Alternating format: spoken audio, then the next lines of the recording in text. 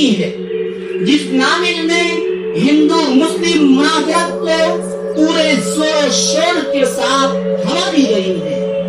معزز محترم شاہدان، وندے ماترم قومی گیت بہت ہی کم اور مذہبی گیت کچھ زیادہ ہی ہے، جو سراسر شرکیہ تصورات پر مشتمل ہے۔ یہ گیت مسلمانوں کے مذہبی عقائد اور ایمان کے بالکل خلاف، یہ گیت اسلامی عقیدہ توحید پر قائم کرتا ہے۔ اس گیت میں ہمارے پیارے وطن ہندوستان کی مٹی کے لیے 11 ایسے خصوصیات کا ذکر کیا گیا ہے جو قرآن و سنت کے مطابق صرف اور صرف خدائے وحدہ لا شریک کی ذات کے ساتھ حاصل ہے۔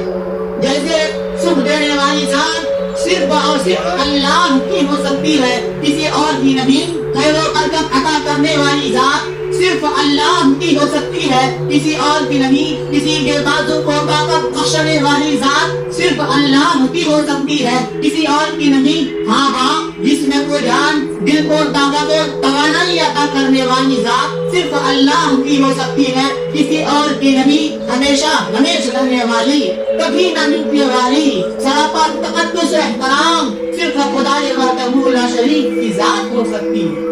کوئی دھوبی نہیں، کوئی زمین کا ٹکڑا نہیں، کوئی ملک کا وطن نہیں، کوئی حکومت کا سلطنت نہیں، کوئی درگا دیوی یا کملا دیوی ہے۔ عزیزان محفل، ہم بحیثیت مسلمان کے ڈنکے کی چوٹ پر حاضر اعلان یہ کہتے ہیں کہ ہم کسی ایسے گیت کو ہرگز قبول نہیں کر سکتے جس میں غیر وطن کی مٹی کا غلام بننے کو قبول کیا گیا ہو، کیونکہ ہم ایک مسلمان ہیں اور مسلمان صرف اور صرف ایک اللہ کی غلامی کو قبول کرتا ہے۔ اس کے علاوہ دنیا جہان کی کسی بھی طاقت و قوت کی غلامی کو قبول نہیں کر سکتا۔ معزز سامعین، وندے ماترم یہ وہی گیت ہے جس میں مندروں کی ہر مٹی کو آپ کے وطن کا چشمہ کہو۔ یہ وہی گیت ہے جس میں وطن کی مٹی کو درگا دیوی اور کملا دیوی کہا گیا ہے۔ ہاں یہ وہی گیت ہے جس میں ملک کی ماضی کو دین مذہب کہا گیا ہے۔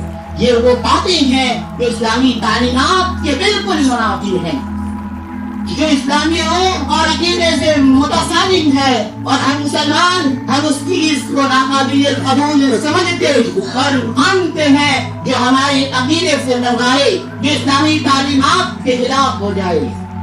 سامعین کرام کی آج طاقت کے نشے میں چون برسر اقتدار حکومت کے لوگ اس گیت کو حب الوطنی کو جانچنے اور پڑھنے کا معیار تصور کر رہے ہیں، اور ہم مسلمانوں کو شک کے پدھرے میں کھڑا کرنے کی ہر ممکن کوشش کر رہے ہیں۔ دراصل یہ سب کے سب ملک عزیز ہندوستان کی تہذیب و روایت سے ناآشنا و نابلد لوگ ہیں۔ ہندوستانی سماج کے لیے وہ گندے لوگ ہیں جو ہمارے پیارے وطن ہندوستان کے سہاگ کو اجاڑ دینا چاہتے ہیں، جو یہاں کی نقا جمی تہذیب کی نیا کو دھواں دینا چاہتے ہیں، جو یہاں کے اتحاد و اتفاق کو، ہندو مسلم یکتا کو پانا پالک کو دینا چاہتے ہیں، جو یہاں کے امن و چین پر پتہ ڈال کر بدامنی کی ہوا چاروں اور چلانا چاہتے ہیں، جو یہاں نفرتوں کے چراغ جلا کر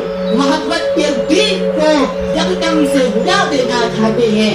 یہ وہ لوگ ہیں جو ہندو مسلم منافرت کو ہوا دے کر اپنی سیاست کی روٹی سیکتے ہیں۔ کیا انہیں نہیں پتا بنکم چندر چٹرجی کی اس گیت کی مخالفت سبھاش چندر بوس جیسے عظیم رہنما نے کی، پنڈت جواہر لال نہرو نے کی، ڈاکٹر رام منوہر لوہیا جیسے بے شمار ہندوؤں نے کی؟